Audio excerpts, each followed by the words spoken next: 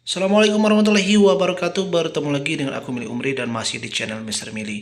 Nah teman-teman semuanya, ini ada informasi yang pasti kalian tunggu-tunggu terkait dengan pelaksanaan ujian SKD CPNS Instansi Kementerian Hukum dan Asasi Manusia, khususnya formasi CPNS penjaga tahanan. Nah kita lihat per tanggal hari ini, hari Jumat ya, tanggal 3 November 2023. Nah, ini sudah ada surat edarannya terkait dengan pelaksanaan SKD CPNS Kementerian Hukum dan Asasi Manusia, dan kita akan bahas satu persatu terkait dengan informasinya. Nah, sebelum itu, untuk teman-teman yang ingin melihat atau mengecek jadwal pelaksanaan SKD CAT Kemenkumham ini, kalian silakan buka website csn.kemenkumham.go.id dan selanjutnya kalian klik garis 3 di pojok kiri atas, pilih seleksi dan kalian pilih jadwal seleksi kompetensi dasar CPNS, dan di sini kalian nanti akan melihat terkait dengan pengumuman informasi jadwal SKD dan juga lampiran jadwal per kantor wilayah atau per kanwilnya. Kemudian untuk pencetakan kartu peserta ujian seleksi CSN atau SKD CAT ini, kalian bisa cetak di akun SCSN mulai dari tanggal 5 November sampai dengan 8 November 2023. Jadi kalian bisa cetak di akun CASN teman-teman semuanya.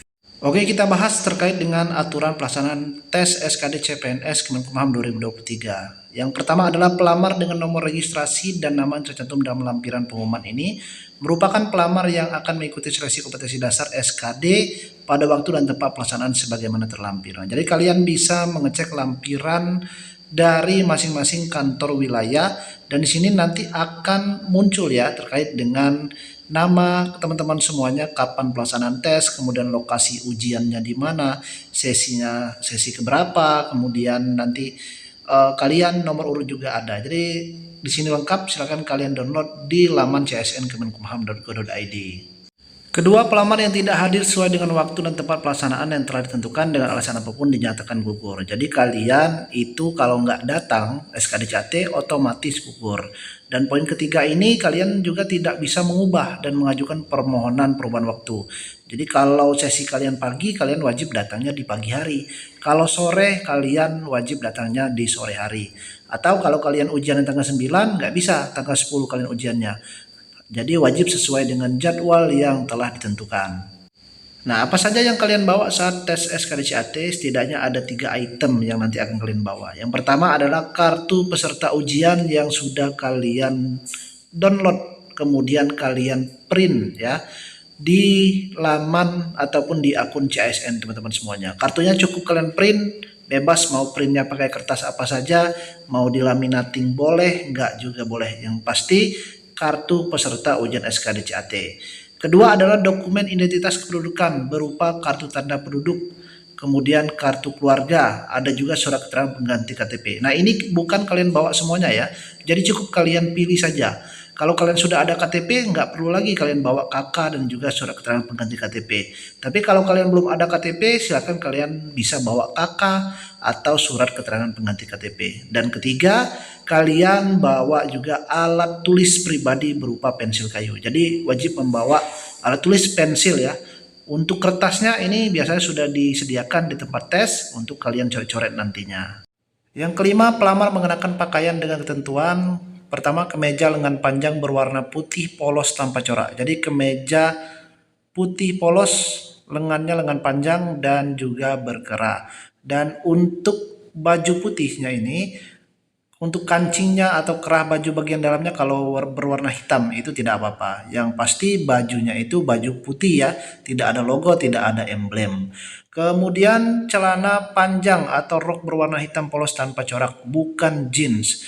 Nah, untuk celana ini, untuk laki-laki itu celana dasar ya, bahannya dasar, bukan jeans, bukan chinos ya. Kemudian untuk wanita boleh mengenakan celana ataupun rok. Tentu roknya berwarna polos, warna hitam tanpa corak, dan juga tidak diperkenankan menggunakan jenis bahan jeans ataupun legging ya, atau bahan yang lainnya. Kecuali bahan dasar itu dibolehkan. Untuk wanita yang mengenakan hijab, ini warnanya hitam polos ya. yang tidak mengenakan hijab ini silakan rambutnya dirapikan saja. Untuk laki-laki juga rambutnya dirapikan saja. Sepatu tertutup berwarna hitam ini sepatunya sepatu formal ya, dalam artian sepatu sekolah, kemudian sepatu PDH, pantopel ya, atau sepatu kantoran. Dan untuk wanita juga mengenakan sepatunya bisa menggunakan ada haknya atau tidak mengenakan hak atau flat shoes ya boleh, asalkan warnanya hitam. Dan juga tidak disarankan sepatu running, sepatu cats ataupun sepatu futsal, itu tidak diperkenankan biasanya.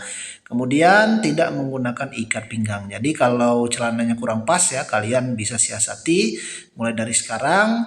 Dan tentu ini sesuai aturan, walaupun kalian mengenakan ikat pinggang di lokasi tes, nanti biasanya disuruh dilepas juga atau tidak diperkenankan masuk ke ruangan tes. Keenam, pelamar yang tidak dapat menunjukkan persyaratan yang wajib dibawa serta tidak mengenakan pakaian yang sesuai, maka panitia berhak membatalkan keikutsertaan pelamar. Nah, jadi teman-teman silakan sesuaikan dengan aturannya. Apa saja yang dibawa, kemudian pakaiannya apa saja. Nah, nanti kalau kalian salah, ya secara otomatis panitia memiliki hak untuk memulangkan kalian sebelum mengikuti pelaksanaan ujian. Dan ketujuh, pelamar wajib hadir 90 menit sebelum pelaksanaan SKD dimulai. Jadi kalau kalian tesnya jam 10, kalian jam 8 itu sudah datang ya, atau 2 jam sebelumnya, itu lebih baik. Karena biasanya di sana nanti akan ada body checking, kemudian pemeriksaan berkas seperti berkas kartu ujian ataupun KTP dan yang lainnya. Maka kalian disarankan atau diwajibkan ya datang 90 menit sebelum pelaksanaan SKD dimulai sesuai dengan jadwal teman-teman semuanya. Nah, untuk poin 8 ini saya rasa teman-teman sudah tahu dan juga paham pastinya. SKD CAT ini ada 3 kategori soal: tes wawasan kebangsaan atau TWK, tes intelijensi umum atau TIU, dan tes karakteristik pribadi atau TKP. Nah, untuk soalnya TWK ini 30 soal, kemudian TIU 35 soal, kemudian untuk TKP 45 soal. Jadi totalnya 110 soal dan dikerjakan dalam waktu 100 menit. Nah, poin ke-9 ini adalah sistem kelulusan dari tes SKD CAT. Setidaknya ada 2 sistem penilaian yang digunakan. Yang pertama, kalian harus memenuhi nilai ambang batas atau memenuhi passing grade dari ketiga kategori soal. Kemudian kalian juga wajib masuk dalam rankingan terbaik dikali 3 kali dari kebutuhan formasi di masing-masing kantor wilayah. Dan untuk passing grade-nya ini karena kalian formasi penjaga tahanan ya, jadi kalian ini masuknya kebutuhan umum ya. Nah, untuk kebutuhan umum nilai TWK-nya ini minimal 65, kemudian TIU 80 dan TKP ini 166 poin. Jadi kalian wajib memenuhi 3 nilai minimal atau nilai ambang batas atau passing grade tersebut. Dan untuk khusus putra-putri Papua ini ada pengecualian ya. Jadi nilai kumulatif atau nilai totalnya nanti perankingan ini paling rendah 286. Kemudian untuk nilai TIU ini paling rendah sebesar 60. Tapi kalau untuk umum ini sudah pas, TWK 65, TIU 80, TKP 166. Jadi tidak ada nilai minimal yang harus kalian capai atau nilai total minimalnya. Jadi kalian wajib lolos passing grade dan pastikan kalian itu kejar nilai setinggi-tingginya. Jadi tidak ada nilai minimal berapa yang atau nilai aman ya. Jadi nilai amannya itu sebenarnya kalian lolos semuanya atau benar semuanya. Jadi dapat poin 550 poin. Oke, mungkin itu informasi yang dapat saya sampaikan terkait dengan persiapan pelaksanaan SKD CPNS khususnya instansi Kemenkumham, dan persiapkan diri dengan baik, belajar dengan baik. Saya doakan teman-teman lolos untuk menjadi ASN Kemenkumham tahun 2023 ini. Amin. Dan terima kasih. Jika teman-teman rasa video ini bermanfaat, silakan share dan bantu tinggalkan subscribe-nya. Jika masih ada pertanyaan, silakan komen di kolom komentar dan nanti akan kita buatkan video di lain kesempatan. Terima kasih dan aku akhir. Assalamualaikum warahmatullahi wabarakatuh.